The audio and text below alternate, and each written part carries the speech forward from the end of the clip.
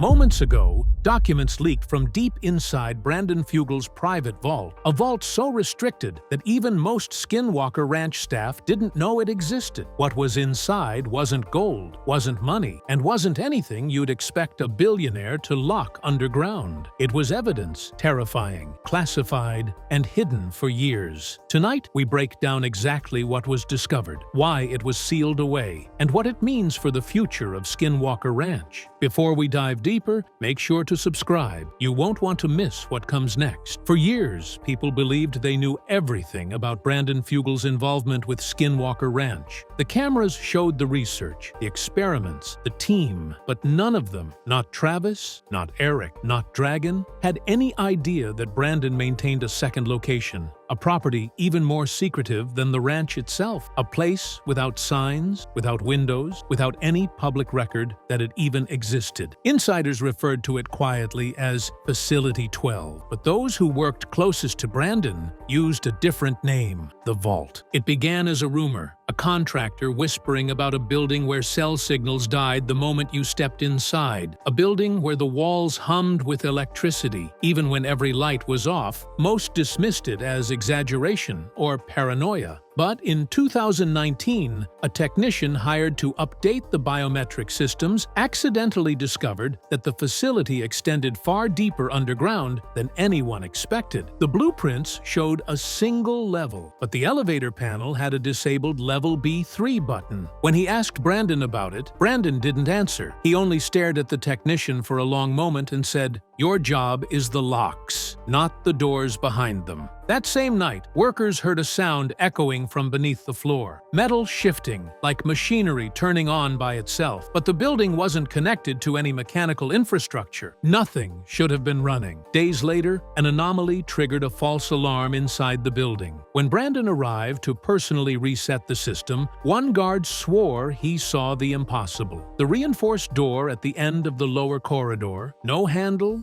no hinges, no coded entry, was slightly open, as if something inside had pushed outward. No one admitted what happened next, but that was the moment staff realized this wasn't a storage room. It wasn't a safe house. It wasn't even a lab. It was a sealed chamber Brandon had maintained privately for years, and something inside it had woken up. The first real crack in the mystery came the night the alarms tripped for the second time, 3:14 a.m., when every guard on shift was half asleep and the facility was supposed to be in complete lockdown. The motion sensors in Corridor B activated all at once, not in sequence, like a person walking, but simultaneously, as if the entire hallway had shifted an inch in every direction. No one could explain it. Infrared showed no body heat. Audio picked up no footsteps, but the pressure plates registered 6 distinct weight signatures, each heavier than a grown man. When security reviewed the footage, the cameras showed nothing, just a faint blur rolling across the frame like heat distortion. Brandon arrived within 15 minutes, too quickly, almost as if he had been waiting for the call. He didn't ask for a briefing. He didn't ask what happened. He went straight to the vault door at the end of the hall. The guards followed reluctantly, uneasy about the way the air thickened the closer they got. Then one of them noticed something that made his stomach drop. The biometric keypad beside the sealed door was lit up. It shouldn't have been. That panel required 2 authorized signatures, Brandon and one unknown second party whose identity was hidden even from the security team. Yet someone had attempted to access it, and the system had accepted one of the 2 approvals. Brandon leaned close to the reader, studying the glowing red error code. His jaw tightened. He reached inside his coat and pulled out a small, unmarked key card, one the guards had never seen. He tapped it against the panel, and the error symbol vanished instantly. The guards exchanged uneasy glances. This wasn't standard security. This was personal. Then the real shock came. One guard pointed his light at the vault door and froze. Something thin and dark trailed along the bottom edge. A line of residue smeared like something had seeped out. It wasn't oil. It wasn't dirt. It shimmered faintly, pulsing with a rhythm that seemed disturbingly alive. Brandon stepped in front of it, blocking their view. "Turn off the cameras," he said quietly. The guards hesitated. Now, his voice left no room for debate. And in that moment, they understood something they had never considered before. Whatever was inside Brandon Fugal's private vault, it wasn't supposed to be contained. It was supposed to be controlled. The next morning, the facility tried to move on like nothing had happened, but everyone felt the shift, like the building itself was holding its breath. Security swept Corridor B at sunrise and made a discovery that only deepened the dread. A steel shipping crate, one that had been logged, sealed, and bolted to the floor the previous week, was now missing, not opened, not tampered with, gone. All that remained were 4 warped bolt heads, twisted upward from inside the concrete as if the crate had been pulled straight through the floor. When Brandon arrived, he didn't look surprised. If anything, he looked resigned, the way someone looks when an old problem finally resurfaces. He dismissed half the staff, telling them to take the day off. Nobody argued. Only a handful stayed behind, those who had already seen enough to know that asking questions was worse than not knowing the answers. At 10:27 a.m., an analyst from the records team brought something directly to Brandon. A thin folder, stamped with an outdated classification mark the guards didn't recognize. It wasn't government. It wasn't military. It was older, something closer to Cold War-era secrecy. Brandon snatched it from the analyst's hands before he could even speak. But one page slipped loose and drifted to the floor. A guard stepped forward to retrieve it, but when he looked down, he froze. The page wasn't paper at all. It felt like thin metal, almost flexible, etched with symbols that looked like they belonged on an artifact, not a document. The etchings formed concentric rings, overlapping in arrangements that made the guard dizzy just staring at them. Worse, the surface of the sheet was warm, almost like it was reacting to being touched. Brandon stepped in quickly, snatching it away with a sharpness no one had seen from him before. "You didn't see this," he muttered, sliding the page back into the folder. But it was already too late. The guard had noticed one more thing, a handwritten note on the back side, barely visible. "Do not bring it near the vault again." That single word, it, spread through the remaining staff like a whisper no one wanted to repeat. Something had been stored inside that missing crate. Something important enough for Brandon to hide behind layers of outdated security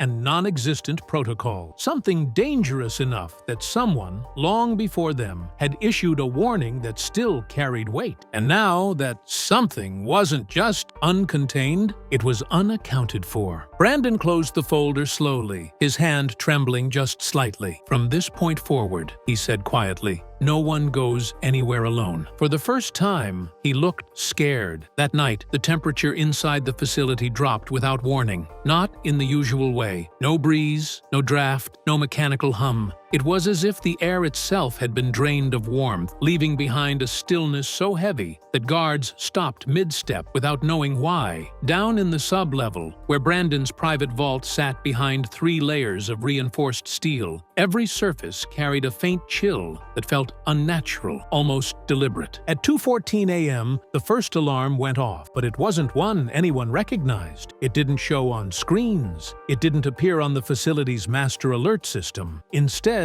a shrill metallic tone vibrated through the foundation, thin, piercing, and strangely biological, like a scream muffled by thick walls. Staff scrambled in confusion, searching for the source, but the sound didn't seem to come from any device they knew existed. When they reached the vault corridor, the temperature had plummeted even further. Frost clung to the edges of the steel door, forming in branching, unnatural patterns, as if they weren't random at all, but symbols. A guard reached out and brushed a finger across them. Moments later, he jerked his hand back, swearing he felt something move under the ice. Brandon arrived seconds later, wearing the same expression he'd worn earlier, a mixture of fear and familiarity. Like these events were not a surprise, but an escalation he had hoped would never come. He typed in his access code. The keypad flickered once, then died. "Backup power," he ordered, but backup power didn't come on. Only the vault door responded, slowly, loudly, on its own. The massive steel slab shuddered and began to slide open, even though no one had activated the mechanism.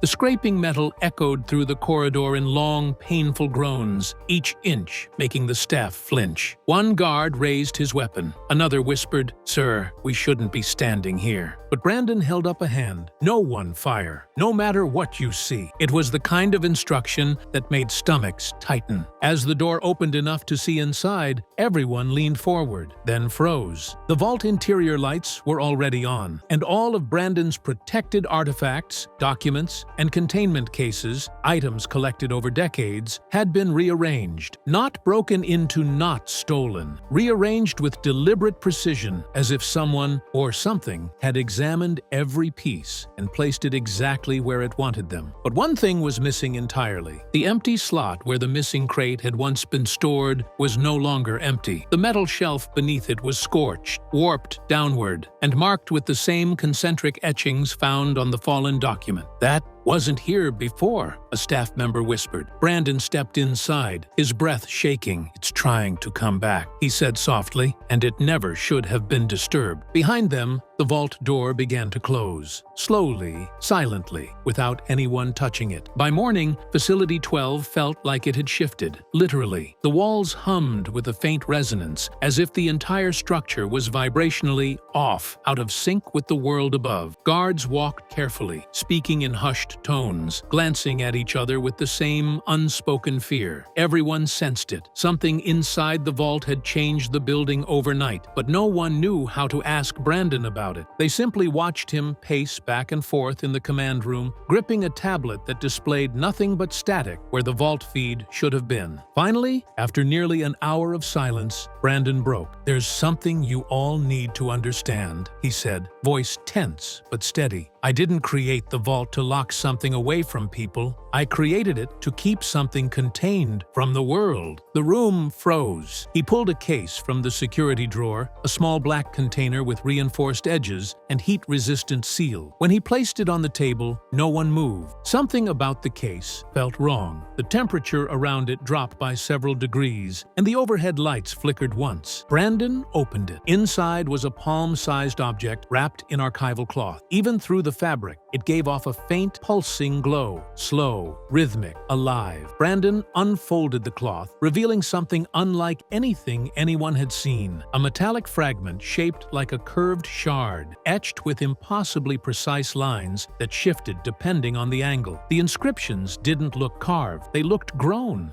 as if the metal itself had formed them with intent. "This is from the ridge above Homestead 2, Brandon said quietly. "Something broke there long before any of us came along. I found this piece before the History Channel ever filmed a single frame." A guard muttered, "It looks engineered." Brandon shook his head. "It looks older than engineered. It looks made by something that doesn't follow our rule." He explained how, after taking the artifact from its original location, anomalous events began occurring not just at Skinwalker Ranch, but around him personally. Electronics near him failed. Drones dropped from the sky. Shadows were seen in rooms he'd just left. He didn't believe it at first, so he tested it. He moved the artifact to one of his office buildings downtown. The next morning, every security camera in the structure recorded the same anomaly. A tall, indistinct figure moving from floor to floor, but appearing in places that no human body could physically reach in time. 5 minutes later, 3 breakers tripped simultaneously. So he built the vault, not to store it, but to isolate it. Now, as the shard glowed brighter in his hands, staff began to step back instinctively. The hum in the floor intensified. The lights flickered again, longer this time. "It was dormant," Brandon said, "for years. But last week, something changed in the soil around Homestead 2. Something woke up, and this," he held the shard like it was burning into his glove, "started reacting again." A guard swallowed hard. Reacting to what? Brandon slowly looked toward the elevator leading down to the vault. "That's what terrifies me," he whispered, "because whatever it's responding to is already inside this facility." The moment Brandon admitted something was already inside the facility, the room fell into a dead, suffocating silence. No one dared breathe too loudly. The hum beneath their feet felt stronger now, almost directional, like it was moving through the floor, searching. Brandon placed the shard back into the case and locked it, but even sealed away, the pulse continued, faint and steady, like a heartbeat behind metal. "Pull the overnight feeds," Brandon ordered. A technician quickly loaded the corridor footage from the hours after the vault door closed on its own. At first, everything looked normal. Empty hallways, controlled temperatures, routine camera sweeps. Then the screen jittered. A single frame glitched, then another, as if something invisible brushed against the lens. "Slow it down," Brandon said. Frame by frame, the distortion became a shape, a tall, elongated silhouette. Blurry at first, then clearer. Its movement wasn't human. It didn't walk so much as shift, appearing slightly forward in every frame without any transitional motion. When it passed under a ceiling light, the bulb flickered violently. The temperature gauge in the corner dropped by 10 degrees instantly. A guard whispered, "What? What are we looking at?" Then came the worst part. The figure reached the vault door, still partially open from the night before, and stopped. It didn't touch the metal. Instead, it tilted its head, as if listening to something inside the chamber. Then the shape slowly turned, directly toward the camera. The feed erupted into static. When it resumed,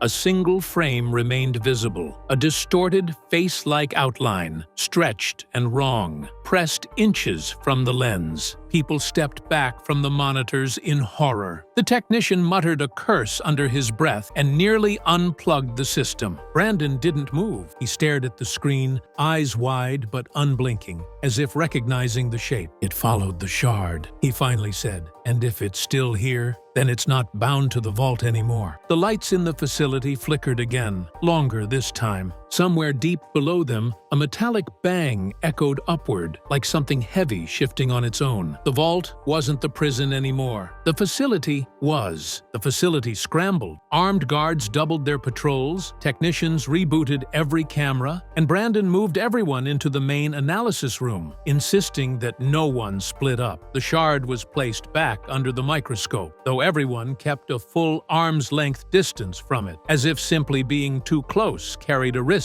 they didn't understand. Dr. Holt zoomed in on the markings again, but this time she overlaid the thermal data collected from the vault floor. Slowly, painfully, a pattern emerged, one that none of them wanted to acknowledge. "It's not decoration," she whispered. "It's a sequence." "What kind of sequence?" Brandon asked. "A message or a map?" The room stiffened. Each line carved into the shard aligned with the heat signatures captured during the vault's unexplained pulse events. When the overlays met perfectly, the shape transformed into a symbol, an angular spiral ending in a single downward point. "That's not a map of the facility," Holt murmured. "It's deeper." Before she could clarify, the lights dimmed again, this time dropping to half power. The hum beneath the floor surged, vibrating every metal surface in the room. Equipment rattled, papers slid, a monitor crashed off a desk. Brandon steadied himself and stared at the glowing shard, the spiral still visible on the screen. "That symbol," he said quietly, "it's pointing to something underground." A heavy boom echoed through the facility, distant but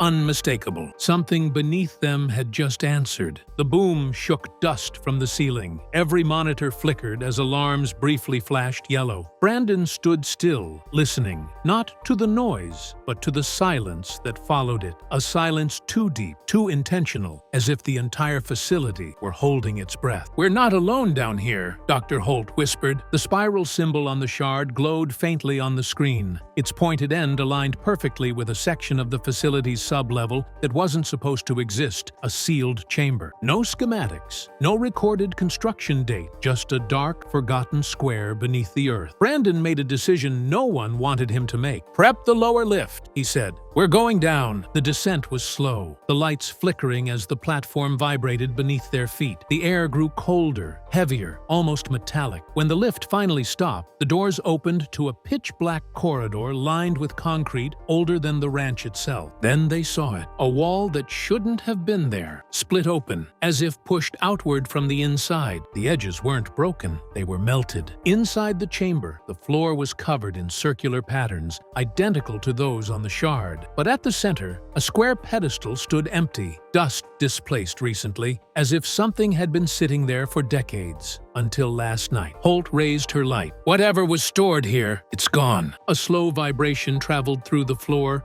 rising up their legs, settling in their chests. The same hum, the same presence, only this time it felt closer. Brandon stepped back as a faint glow appeared farther down the corridor, soft, rhythmic, moving. "Everyone out," he whispered. "Now!" They ran for the lift as the glow grew brighter, pulsing in the same pattern as the shard's symbol, like a heartbeat echoing through the dark. When the doors finally shut, Brandon stared down at the fragment still in his hand. The markings had shifted again, this time forming one clear message: returned. And whatever it had returned to was now awake.